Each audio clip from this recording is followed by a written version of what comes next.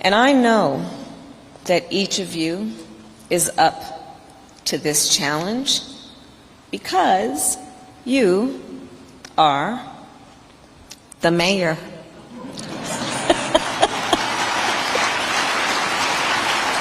You know, when we talk about our children, I know for this group, we all believe that when we talk about the children of the community, they are the children of the community.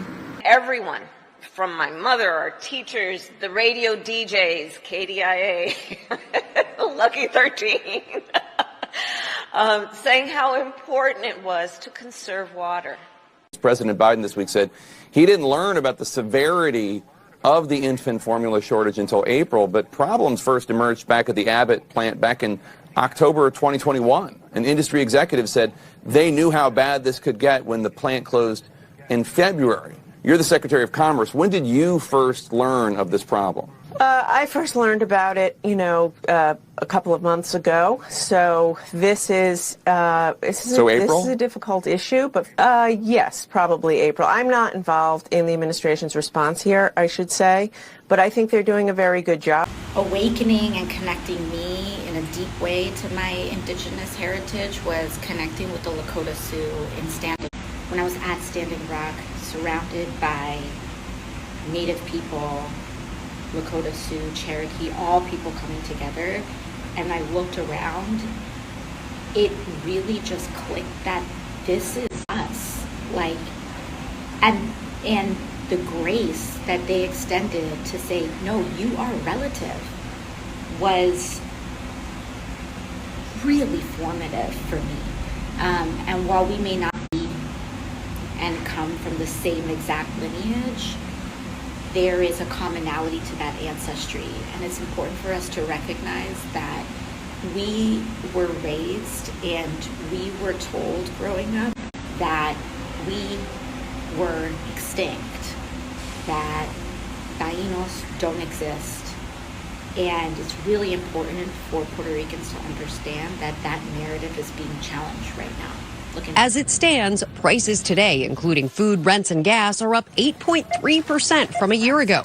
Far more than wages, which are up 5.2% over the same period. The president hoping to reassure the country and calling on Congress to do more. You're about to question Janet Yellen. What are you expecting to ask her? Well, first, the president's come out with his plan to fight inflation. It's not a plan. It's an embarrassment. If a high school kid turned that in as an economics paper, they'd get a D-. But for a president to say that at the time of record high inflation for prices, for gas, for groceries, he deserves an F, because it's full of finger pointing, false accusations. And Maria, he takes no responsibility for his economic malpractice, because that's what this is. He's missed the diagnosis for over a year, and the American people have been suffering. And we've been suffering because he refuses to allow us to use the energy we have right here in America. He's so beholden to the climate elitist. And look, even the Washington Post, their Pinocchio people gave him 4 Pinocchios for lying to the American people about his economic plans. Data shows that most of the price increases we've seen were expected and are expected to be temporary. Is there a risk of inflation? I think there's a small risk, and I think it's manageable. Most economic analysts believe that it will have a temporary or transitory impact. When are you guys going to admit that you were wrong about inflation? No easy questions today, huh? Well, those are the points I want to get into with Janet Yellen. Number one is, why aren't we producing more American energy? That seems to be a clear-cut solution. And number two is, how can you believe that raising taxes is going to help? That's the cornerstone of their economic policy. I mean, that makes no sense to the American people when they can't afford food or groceries to be faced with increasing taxes. That's not the solution. But you're right. The president has his cabinet members out traveling the country saying, hey, it's not all that bad. Work to be done. Okay, another big topic. When are you guys going to admit that you were wrong about inflation? No easy questions today, huh? The Treasury Secretary says that she was wrong, so why doesn't anybody here at the White House? Okay, so look, which couldn't have been foreseen 18 months ago, Why including, well, I'm trying to answer your question. Hold on.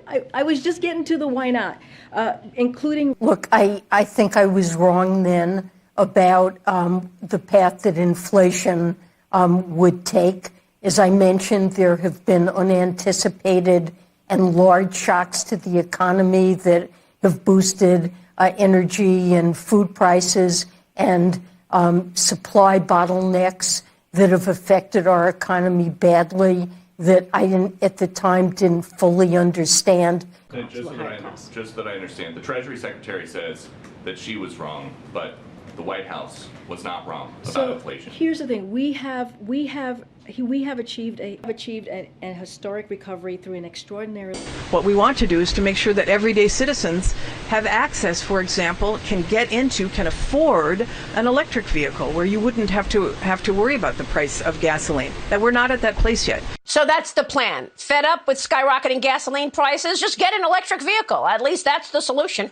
Biden's Energy Secretary Jennifer Granholm was peddling last week. But I think Joe Biden actually wants high gasoline prices so he can force people into electric vehicles. Remember, as a candidate, he said he absolutely guarantees he will eliminate fossil fuels. And just this week in Wyoming, the president sided with environmental extremists going after 2,000 oil and gas leases in Wyoming that were granted from 2015 to 2020. He wasn't even president then. This is going to cost more American jobs, and it's going to cost people all across the country more in terms of high costs. Look, this is unmistakable evidence right now that the president, when he says, oh, I'm doing, quote, everything possible, close quote, to lower the cost of energy, is flat out lying to the American people, and there is no other way to say it, Maria.